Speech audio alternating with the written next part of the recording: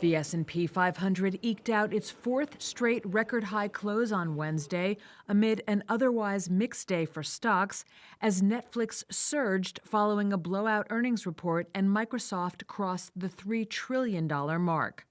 The Dow dipped 0.25%, the S&P rose marginally, and the Nasdaq added more than 0.33%, reaching its highest level since January 2022.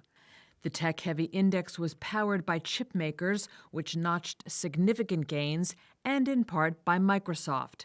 Shares of the world's most valuable company hit an all-time high, lifting the tech giant's market value above $3 trillion for the first time. Alphabet and Meta platforms, also part of the Magnificent Seven megacaps, each gained over 1%. But Tesla lagged. Shares of the electric vehicle maker, which closed down more than 0.5%, shed 2.5% in after-hours trading after the company warned of a notable slowdown in vehicle sales growth this year.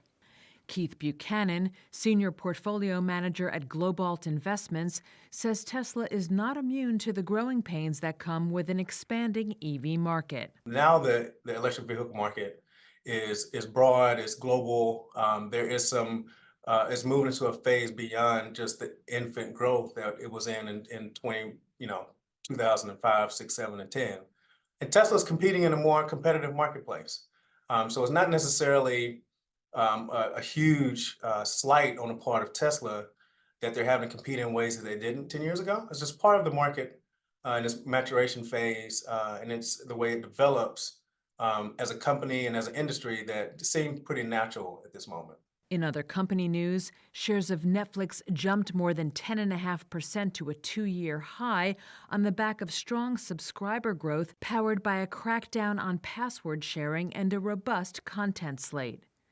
Chip makers NVIDIA and Broadcom both jumped more than 2% and hit record highs.